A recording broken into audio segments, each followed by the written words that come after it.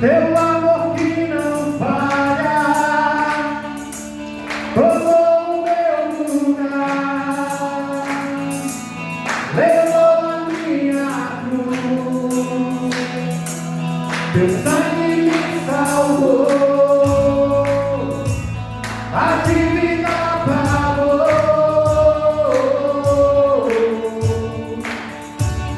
Jesus, eu canto, porque hoje livre sou. Maravilhosa, maravilhosa graça, teu amor que não falha tomou o meu lugar, levou a minha cruz, teu sangue me salvou, a dívida pagou.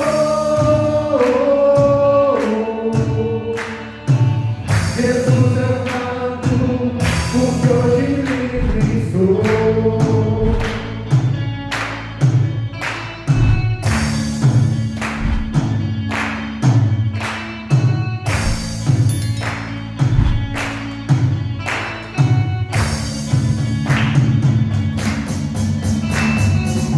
Quem tem poder sobre o pecado, o teu amor é poderoso, o Rei da glória, o poderoso Deus.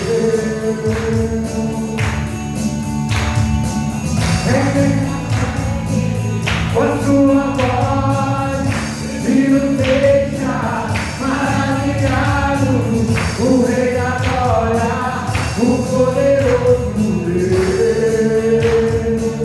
Maravilhosa graça, teu amor que não falha tomou o meu lugar, levou a minha cruz, teu sangue me salvou, a dívida pagou. Jesus, eu canto, porque hoje livre sou.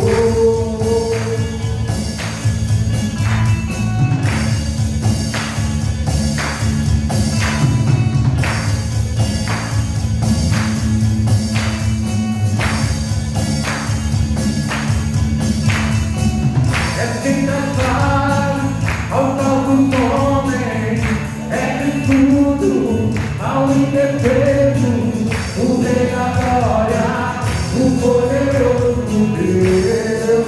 Venha! Vem justiça sobre as nações, a luz que brilha na escuridão, o Rei da glória, o poderoso Deus. Maravilhosa graça, teu amor que não falha tomou o meu lugar, levou a minha cruz, teu sangue me salvou, a dívida pagou. Jesus, eu canto, porque hoje livre. Maravilhosa, maravilhosa graça, teu amor que não falha tomou o meu, ele levou sobre si. Jesus levou, teu sangue me salvou, a dívida pagou. Jesus, eu canto, porque hoje livre sou. Nós somos livres, livres, nós somos livres do pecado. Divina poder de Deus, divina poder que a morte venceu, divina poder de Deus, divina poder que a morte venceu, divina poder de Deus, divina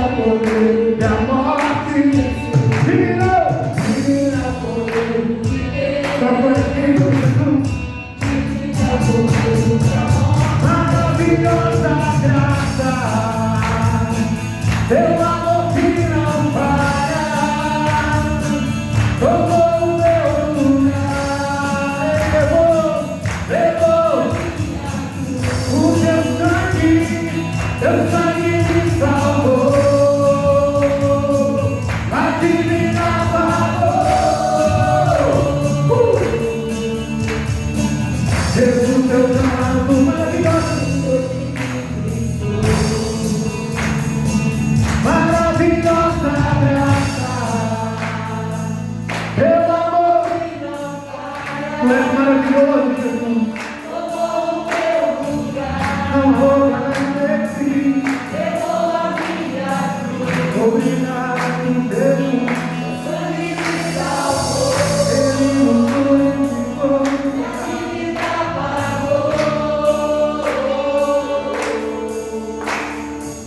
Jesus, eu canto o teu dia. Oh! Maravilhosa graça, maravilhosa. Só tu és.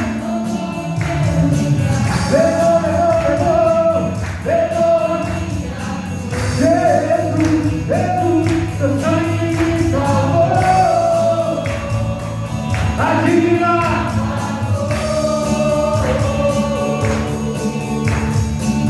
Jesus, eu canto, porque hoje livre sou. Somos livres, somos livres. O espírito de dívida que era contra as nossas vidas foi rasgado. E hoje nós somos livres porque o Senhor Jesus, Ele se entregou naquela cruz por mim e por você. Ele pagou um alto preço naquela cruz, querido.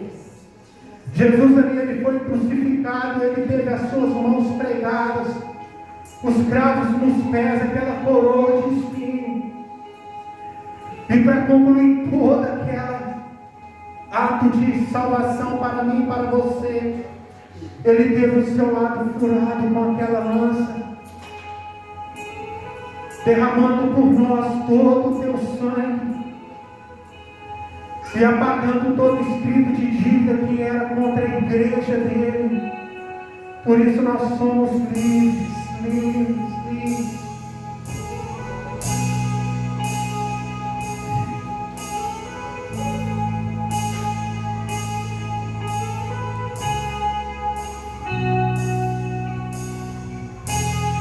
Não se doe o nosso coração, crede em Deus e também em mim.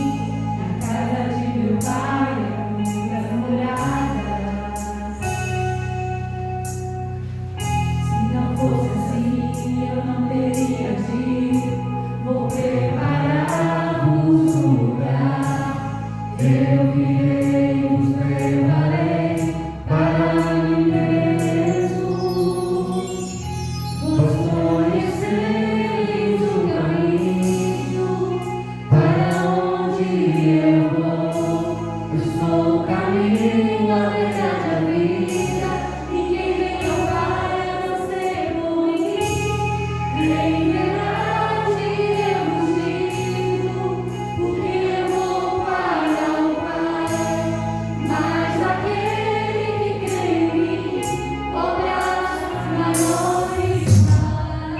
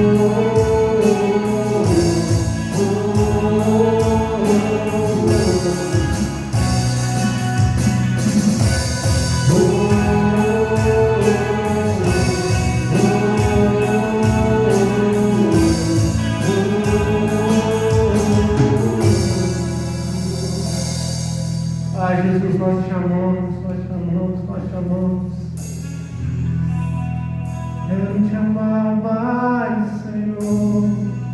Quero te amar mais. Queremos te amar, Jesus, por tudo aquilo que o Senhor é. Quero te amar mais, Senhor. Quero te amar mais, Senhor.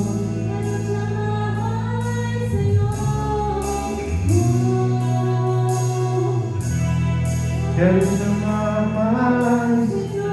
Queremos te amar, Jesus. Coloca o amor nos nossos corações pela tua presença, Jesus.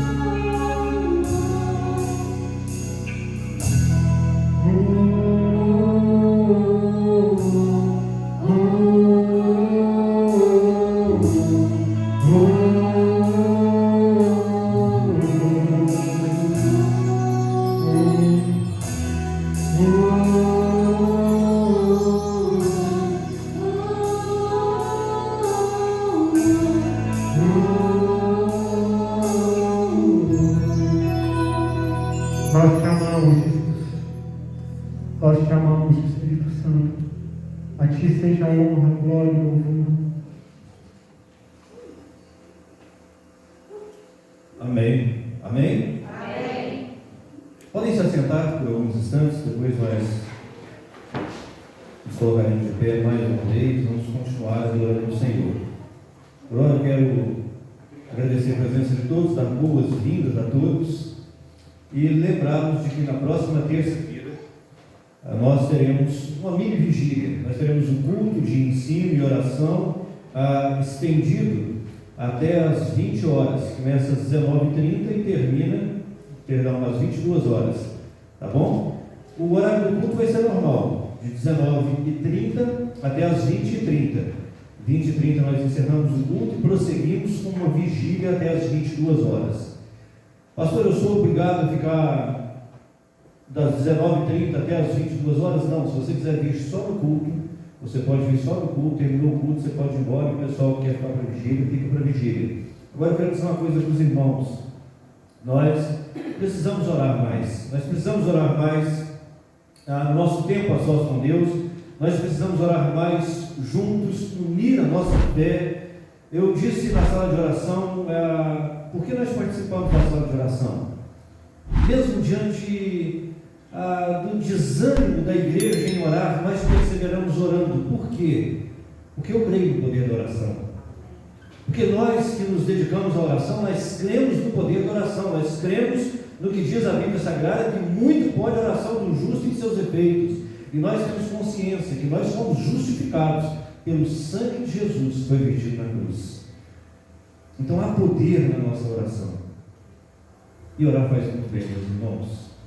Orar faz muito bem. Portanto, então, conclamo a igreja, toda a igreja, que esteja em oração, que esteja em vigília, e que todos que puderem estejam aqui na terça-feira, às 19h30, e fiquem conosco. Vamos orar, vamos buscar a paz do nosso Deus. Eu não vejo nessa geração um outro tempo mais do que esse, em que nós precisássemos tanto de orar. É verdade ou não é verdade? Como nós temos passado por lutas, por tribulações, e se não é conosco, é com gente que nós amamos. Então nós precisamos sim dobrar os nossos joelhos e buscar o Senhor. Fica então o meu apelo, o meu convite para terça-feira às 19h30, ou se você quiser vir só para oração, às 20h30, tá bom? Cada um contribua segundo o propósito do seu coração, não com tristeza ou por constrangimento, não por medo, não por ganância, mas com alegria, sabendo que Deus ama quem dá com alegria, Deus ama quem ama a obra de Deus e tem prazer em sustentá-la. Amém? Vamos orar então? Feche seus olhos. Bendito Deus e eterno Pai, nós te louvamos, glorificamos o teu nome. Te agradecemos, ó Deus, por esse privilégio tão grande, Pai, que é estarmos aqui reunidos como igreja do Senhor, para buscar a sua face, glorificar o teu nome e receber do Senhor, Pai, mais uma porção da sua palavra, sermos animados na fé, sermos exortados e com isso crescermos na graça e no conhecimento do seu Filho Jesus. Agora, Senhor, eu coloco cada família aqui representada no altar de graça do Senhor. eu clamo, Deus querido, eu suplico pela ação do Teu Espírito Santo na vida de cada um dos que aqui estão e daqueles que eles representam, Pai, os seus familiares. Deus, em nome de Jesus, onde houver um laço de sangue nosso, que a Tua boa mão seja estendida sobre a vida deles. Toca, Senhor, toca e converta, salve, ó Deus, liberte, ó Deus querido, e abençoa com saúde física, mental, espiritual. Prospera o caminho daqueles que são generosos, para que o mundo possa ver, ó Deus querido, a diferença entre aqueles que são e aqueles que não são, Pai. Deus, que assim seja, para a glória do Teu santo e poderoso nome. Nós oramos em nome do Seu Filho Jesus, nosso Senhor e nosso Salvador. Amém? Amém, irmãos? Amém. Amém. Você sabe o que significa amém? Assim seja.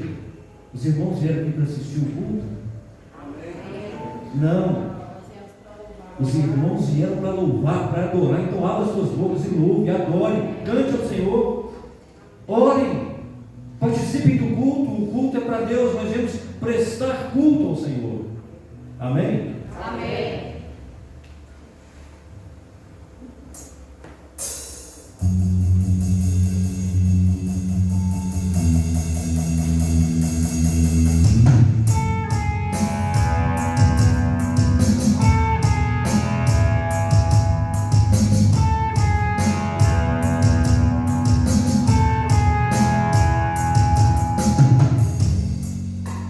Sai de tua terra, ó Filho meu, te mostrarei as estrelas do céu. Sai de tua terra, ó Filho meu, te mostrarei a areia do mar. Será que nós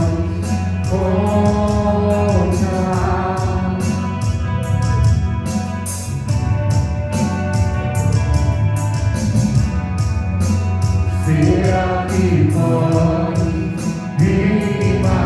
imaginar tudo aquilo que sonhei para ti? Filho meu, o que minhas mãos fizeram para ti? Filho meu, minha bênção será sobre ti. Uma nova história Deus tem pra mim, um novo tempo Deus tem pra mim. Tudo aquilo que teve no hoje, ouvirei de tua amor, te abençoarei. Uma nova história Deus tem pra mim, um novo tempo Deus tem pra mim. Tudo aquilo que teve no hoje, ouvirei de tua amor, te abençoarei.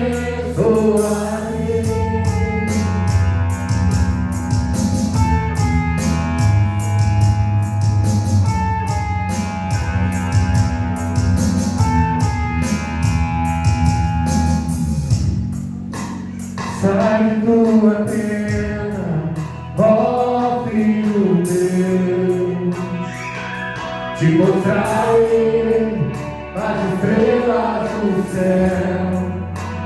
Sai de tua terra, ó Filho meu, te mostrarei a areia do mar. Será que pode contar?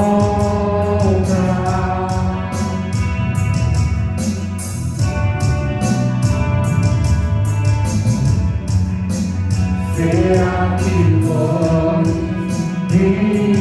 imaginar tudo aquilo que sonhei para ti? Filho meu, o que minhas mãos fizeram para ti? Filho meu, minha bênção será sobre ti. Uma nova história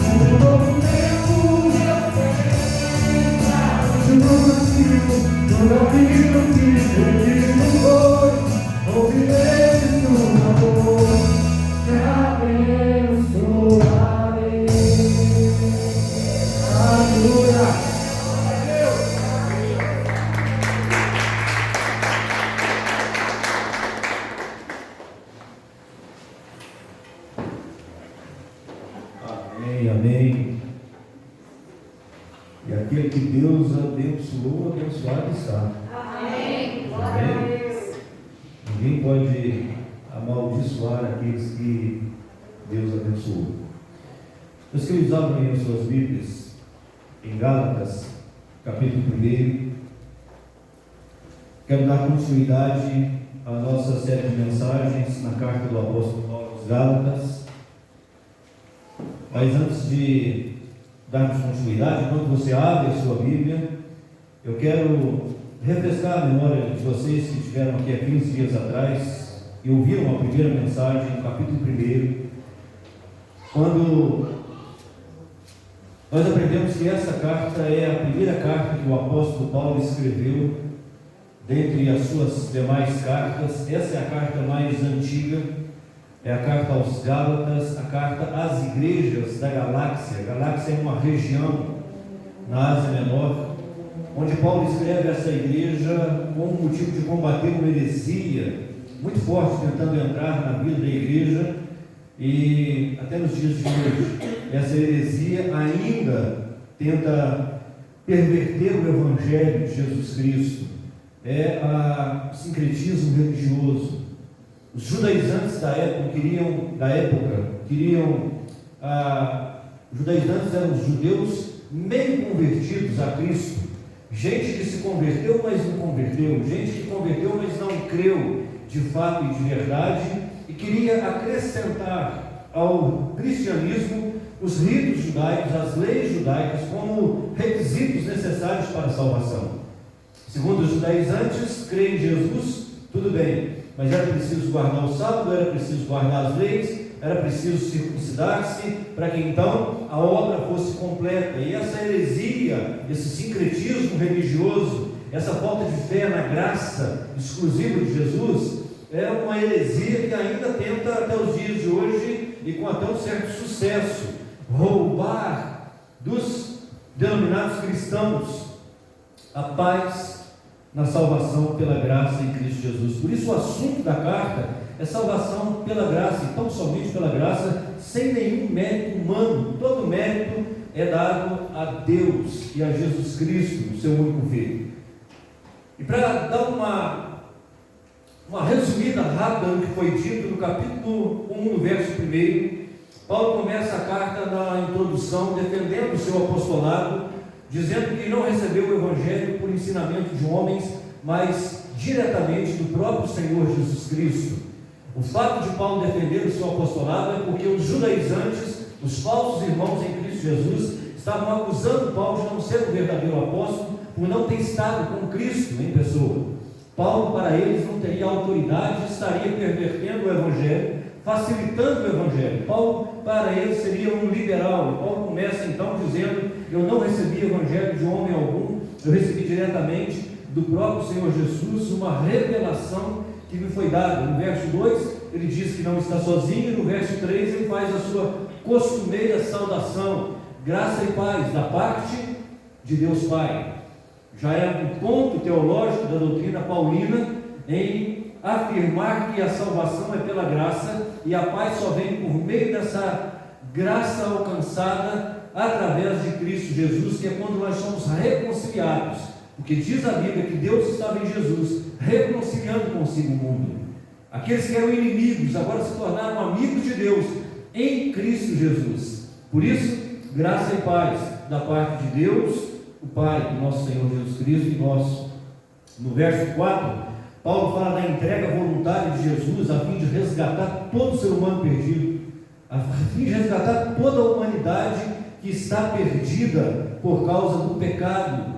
Em Adão todos caíram, mas em Cristo todos que creem são restaurados, são regenerados, são transformados em nova criatura. E diz aí o apóstolo Paulo no verso 4 que essa é a vontade de Deus, o Pai. No verso 5 ele diz: por isso então a Ele toda a glória eternamente. Por isso então, e não precisaria mais nada, isso basta para que nós glorifiquemos a Deus eternamente. E do verso 6 até o verso 10, Paulo demonstra sua indignação por causa da mudança repentina dos Gálatas em abandonar o Evangelho da graça e serem seduzidos a abraçar o evangelho da meritocracia, o evangelho falso, que segundo o apóstolo Paulo, um outro evangelho que não é o evangelho, porque nenhum evangelho que não seja o evangelho da graça ensinado pelos apóstolos é outro evangelho, é um pseudo-evangelho, é uma enganação, é uma filosofia, uma falácia travestida de evangelho, mas na verdade não é o evangelho. O apóstolo Paulo chega ao ponto de amaldiçoar, dizer que são anátemas. Anátemas é amaldiçoado por Deus, aqueles que pregam o evangelho que não seja o evangelho da graça do nosso Senhor Jesus Cristo, um evangelho misturado com o judaísmo ou com qualquer outra crença, doutrina que seja. Do verso 11 ao verso 12, ele torna a reafirmar que o evangelho que ele recebeu por revelação de Jesus Cristo, o Senhor e o Salvador. Hoje eu quero ler com os irmãos o verso 13 até o verso 16. Não será um sermão expositivo, mas um sermão textual, devido à celebração da ceia do Senhor hoje. Eu quero ler o verso 13 até o verso 16 com os irmãos. Paulo diz assim: porque já ouvistes qual foi antigamente a minha conduta no judaísmo, como de sobremaneira perseguia a igreja de Deus e a assolava, e na minha nação excedia eu no judaísmo a muitos da minha idade, sendo extremamente zeloso das tradições dos meus pais. Mas Deus me separou desde o ventre materno e me chamou por sua graça, quando lhe agradou revelar a mim o seu Filho, para que eu o anunciasse entre os gentios. Não consultei pessoa alguma. Meus queridos, esse texto nos ensina muito. Esse texto fala de salvação. Esse texto fala da condição do apóstolo Paulo antes e depois. O verso 13 e o verso 14, Paulo está dando testemunho de quem era Paulo quando Paulo estava no judaísmo. Quem era Paulo quando Paulo entregava e dedicava a sua vida a uma religião, ainda que uma religião boa, ainda que uma religião que foi direcionada, instituída pelo próprio Criador. Paulo vai dizer que Paulo era um ferrenho judeu, alguém que defendia com a própria vida a sua crença, a sua fé, até que Paulo encontra com Jesus, até que Jesus é revelado a Paulo, e quando Paulo recebe a revelação do Filho de Deus a caminho de Damasco, então tudo muda. Quem não sabe, quem não lembra desse momento extraordinário na vida do apóstolo Paulo, quando ele sai de Jerusalém para ir a Damasco, com cartas na mão, com autoridade para perseguir, para caçar e trazer preso aqueles que eram seguidores do caminho, aqueles que eram seguidores de Jesus. E como Paulo perseguia e assolava a igreja do Senhor Jesus Cristo, mas no caminho de Jerusalém a Damasco, Paulo então tem um encontro com Jesus. Jesus é revelado a Paulo. Paulo é lançado ao chão, ele perde a sua visão e é levado pela mão daqueles que estavam com ele até a cidade, e lá ele fica na casa de um certo Judas, na rua chamada Direita, e Deus manda Ananias ir a orar com Paulo e impor as mãos sobre eles, e quando Ananias ora, a escama cai, os olhos de Paulo se abrem e ele volta à visão, mas não somente a visão física, a visão espiritual do apóstolo Paulo agora se abre e rompe com a fronteira do judaísmo, ele rompe com todas as crenças firmadas no coração do apóstolo Paulo. Então Cristo é revelado, e veja só como o apóstolo Paulo, ele traz para nós nesse texto a compreensão da verdadeira salvação, da verdadeira conversão. O apóstolo Paulo nos dá aqui pelo menos 3 lições muito preciosas, que eu quero rapidamente ver com os irmãos. Veja como o apóstolo Paulo diz aí no verso 13: mas Deus me separou desde o ventre materno e me chamou por sua graça. Não foi pela lei, não foi pela religião, não foi pelo judaísmo, não foi por uma carta, por um WhatsApp, não foi por nada mais, nada menos do que a graça de Jesus. A graça de Jesus a encontrar o apóstolo Paulo no meio do seu ofício religioso e resgatá-lo para a vida eterna, para a salvação por meio da graça. O apóstolo Paulo se sente chamado desde o ventre da mãe. Ele sabe que Deus já o conhecia, que Deus já o havia formado. Ele sabe que Deus sabia daquele momento, daquele dia exato em que ele ia ser encontrado pela graça. E tudo ia mudar na vida do apóstolo Paulo. Nós aprendemos com isso, é que sempre é assim, meus irmãos. Sempre foi e sempre será por meio da graça. É por meio da graça. E tão somente por meio da graça que nós somos alcançados. A graça é um instrumento que Deus usa para nos abrir os olhos espirituais. A nossa conversão, a nossa salvação, o nosso chamado acontece quando essa graça de Deus nos alcança e quando o Filho de Deus é revelado a nós. Quando o Filho de Deus é revelado a nós. Não uma religião. Porque a verdadeira conversão, meus amigos e irmãos, acontece quando nós recebemos, por meio das Escrituras Sagradas, por meio do Espírito Santo de Deus, nós recebemos a revelação de quem é o Filho de Deus. O apóstolo Paulo diz: quando lhe agradou revelar o seu Filho a mim, ou quando eu recebi a revelação de quem de fato era o Filho de Deus. A conversão não é uma mudança de igreja. Conversão não é uma mudança de religião. A conversão não é uma mudança de hábitos ruins para hábitos bons. Conversão é mudança de destino eterno. Conversão é mudança de vida, mudança de coração. É uma metanoia que acontece, é uma transformação. Muda a pessoa. A religião pode melhorar a pessoa, mas Jesus transforma em nova criatura. Uma nova pessoa, uma nova vida. Paulo deixa muito claro que a conversão dele não foi apenas a mudança do judaísmo para uma outra religião, foi a mudança completa, absoluta, da morte para a vida. Da morte para a vida.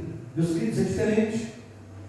É diferente porque no judaísmo, tanto quanto qualquer outra religião, o que importa são as leis, o que importa são as regras, o que importa é o comportamento, o que importa é a reputação, mas no cristianismo não. O que importa é que Cristo seja revelado em nós, é que nós recebamos a revelação completa, plena, absoluta do Cristo ressuscitado, porque é só a revelação da pessoa do Filho, Deus encarnado, aquele que morreu na cruz por nós, derramou o seu sangue, ressuscitou o terceiro dia, foi assunto aos céus, está sentado à direita de Deus Pai e voltará para buscar a sua igreja. É quando nós recebemos essa revelação, é que nós recebemos de fato salvação, libertação completa, plena, absoluta. É quando o Espírito Santo de Deus nos convence dessa verdade. Aí sim, aí não houve uma mudança apenas de religião, de comportamento, aí houve salvação, conversão, libertação de fato, de verdade. Quando nós recebemos a revelação do Cristo ressuscitado, nós somos libertos do mundo das trevas, nós somos transportados das trevas para a luz. É isso que diz o apóstolo Paulo. Ele nos tirou do reino das trevas e nos transportou para o reino de seu Filho amado, o reino da luz. Libertação completa do domínio, do poder, da carne, do pecado, libertação da lei. Nós passamos a não mais viver pela lei, mas nós passamos a viver pela fé no Filho de Deus, libertos do medo, meus irmãos. Um salvo em Cristo Jesus não tem medo, um salvo em Cristo Jesus não teme a morte, ele não teme o inimigo, ele não teme o próprio Senhor, porque o verdadeiro amor lança fora todo medo.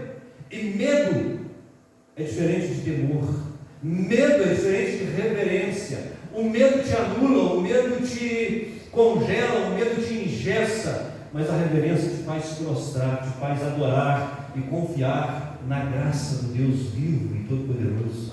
É diferente, meus queridos. Conversão, salvação, a libertação completa, absoluta dos ritos da lei, das regras. É diferente. Quando nós encontramos um Cristo de verdade, tudo isso dá lugar ao Espírito de Cristo, o Espírito da verdade, o Espírito da vida, e nós passamos a viver de fato e de verdade, a viver em amor. Nós passamos a amar mais a Deus do que as pessoas, e passamos a amar mais as pessoas do que as coisas. A prioridade do reino de Deus é inserida dentro de nós: Deus, pessoas, coisas. Amamos a Deus sobre todas as coisas, amamos as pessoas como fomos amados por Deus, e colocamos as coisas no seu devido lugar, porque a graça de Deus, ela toma conta do nosso coração, ela preenche os espaços vazios do nosso coração, e aí não há lugar mais para egoísmo, egocentrismo, julgamento. Nós nos tornamos seres compassivos, misericordiosos, salvos pela graça. Passamos a amar ao invés de ignorar. Nós não passamos mais pelo caído como passou o levita e o sacerdote. Nós passamos como o samaritano. Nós passamos e amamos. Nós passamos e servimos. Nós passamos e cuidamos. Nós passamos e repartimos daquilo que nós temos. Porque nós deixamos de amar mais a nós mesmos, a nossa reputação, e amamos mais o outro. Passamos a exigir menos e a amar mais, e a nos doar mais, e a nos sacrificar mais, porque esse é o Espírito de Cristo em nós. Foi isso que Ele fez, foi isso que Ele ensinou, foi isso que Ele nos ordenou. Aquele que quer vir após mim, tome a sua própria cruz e então siga-me. Quem quiser seguir a Cristo tem que morrer para si mesmo, tem que morrer para esse mundo, tem que morrer para a religiosidade, tem que morrer, tem que nascer, porque aquele que morre não fica só.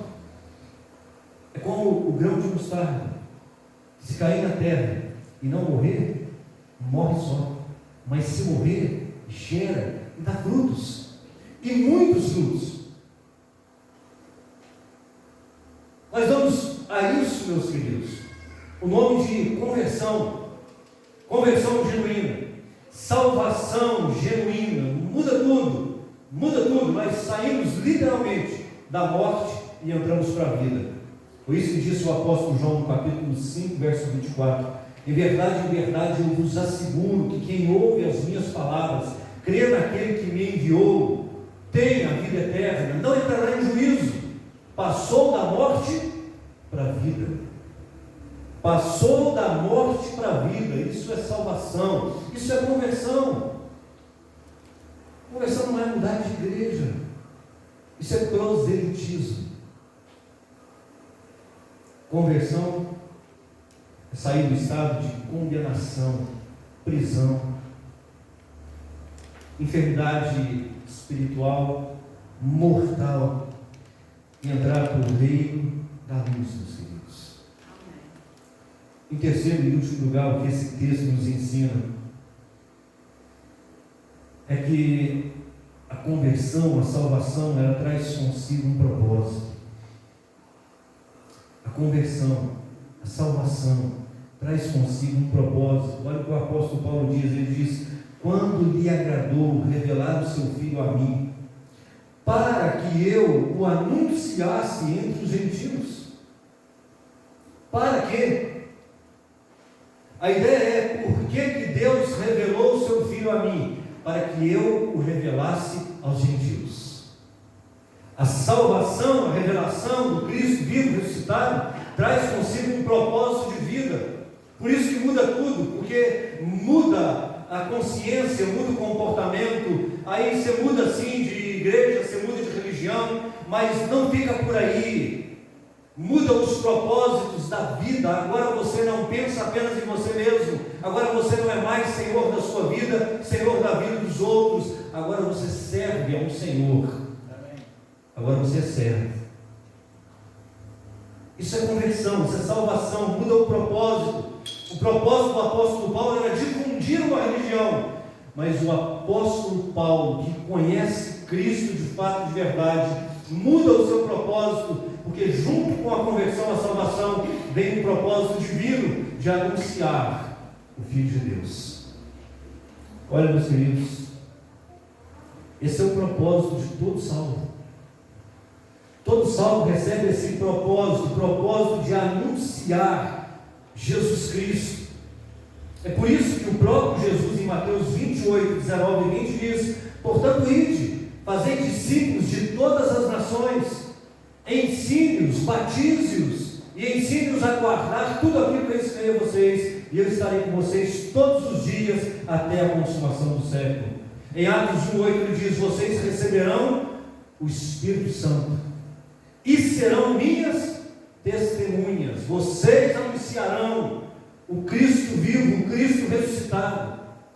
O que nós estamos fazendo aqui hoje, meus irmãos, é anunciando Cristo, porque a celebração da ceia, esse memorial que nos faz lembrar daquilo que Cristo fez por nós na cruz do Calvário, também nos faz lembrar que Ele ressuscitou, está vivo e vai voltar para buscar a sua igreja. Por isso, Paulo disse: até que Ele venha. Até que Ele venha para buscar a sua igreja. O que nós vamos fazer hoje é provisório. O que nós vamos fazer hoje é apenas uma figuração daquilo que vai acontecer nas bodas do Cordeiro, aquilo que vai acontecer na eternidade, quando nós estaremos todos reunidos, assentados na mesa com o próprio Senhor. Aleluia, glória a Deus. Meus irmãos, nós precisamos orar. Nós precisamos orar muito, mas orar diferente.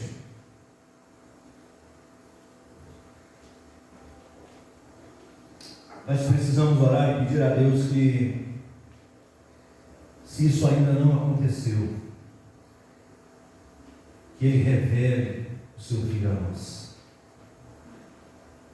Se nós estamos enganados, se somos apenas religiosos, nós precisamos orar e pedir a Deus, o Senhor que sonda os corações, sonde o meu coração e revela o seu Filho a mim. Se eu ainda não recebi a revelação do seu Filho Jesus Cristo, revele o seu Filho a mim, porque eu quero conhecer, eu quero amá-lo de fato e de verdade. Eu não quero ser um religioso, eu quero ser um cristão, e cristianismo não é religião, cristianismo é vida em Cristo, é Cristo em nós.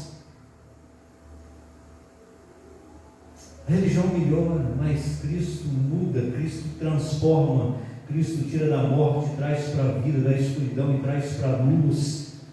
Ele que dá sabedoria, Ele que dá discernimento, Ele que dá entendimento. Meus filhos, nós precisamos orar, e precisamos orar e pedir a Deus: revele o seu Filho a nós, e revele também qual é o propósito que o Senhor tem para a minha vida. Bom, o propósito nós já sabemos, é revelar Cristo aos outros, mas como nós faremos isso? Nós precisamos ser revestidos desse poder do Espírito Santo de Deus, para que nós possamos em tudo anunciar o Filho de Deus. Enquanto trabalhamos, anunciamos o Filho de Deus. Enquanto nos divertimos, anunciamos o Filho de Deus. O nosso casamento anuncia o Filho de Deus. Os nossos filhos anunciam o Filho de Deus. É assim que precisa ser uma vida de anunciação. A anunciação, a revelação do Deus Todo-Poderoso encarnado na pessoa do Filho. Nós precisamos orar, nós precisamos pedir isso com todo o nosso coração, sem medo, porque nunca é tarde demais. Nunca é tarde demais. Há um perigo enorme de nós nos acostumarmos com a comodidade da religiosidade, de estarmos cumprindo o nosso dever para com Deus, enquanto que Deus quer não é cumprimento de regras, de leis, de deveres. Ele quer relacionamento. intimidade, comunhão, verdade, entrega total, absoluta, sem restrição, sem medo, lançar nas mãos de Deus e esperar que Ele faça o que Ele quiser fazer conosco, nos transformar no que Ele quiser transformar, porque a vontade de Deus é boa, perfeita e agradável. Quando nós fazemos isso, nós descansamos, nós vivemos a revelação do Filho de Deus. Meus queridos, que Deus nos ajude. Que Deus nos ajude. E que nós saímos daqui mudados, transformados naquilo que precisa ser mudado, naquilo que precisa ser transformado. E ao você levantar desse banco, levante uma nova criatura e o velho homem continua sentado e, se possível, caído no chão. Para que Cristo seja glorificado, anunciado na sua vida, sem o menor esforço, simplesmente fazendo o que Paulo disse que fez, no capítulo 2, verso 20: foi crucificado com Cristo, e agora vivo não mais eu, mas Cristo vive em mim, e a vida que eu agora vivo na fé do Filho de Deus, porque foi Ele quem morreu por mim na cruz do Calvário. Amém?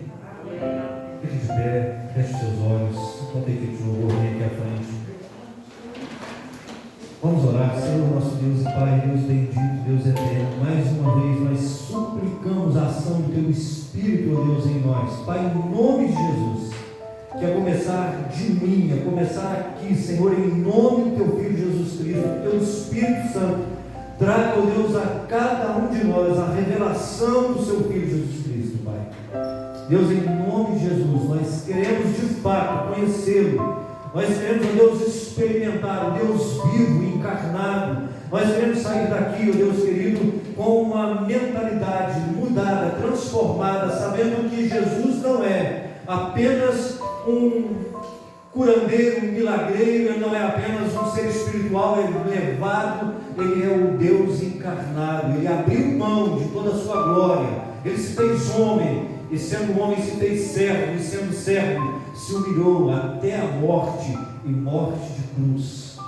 Fez isso por obediência, mas uma obediência por amor, não por medo, não por legalismo, mas por amor. Pai, nós queremos experimentar esse sentimento, nós queremos de fato sermos transformados à imagem e à semelhança do Seu Filho Jesus Cristo. Por isso eu te peço, Espírito Santo de Deus, opere, Senhor. Imprima a Sua palavra no nosso coração nessa noite. E que não saia ninguém daqui sem ser revelado, sem receber a revelação do Seu Filho Jesus Cristo, aquele que veio buscar e salvar os que se haviam perdido. Que assim seja, meu Deus, para a glória do Teu santo e poderoso nome. Amém. Amém.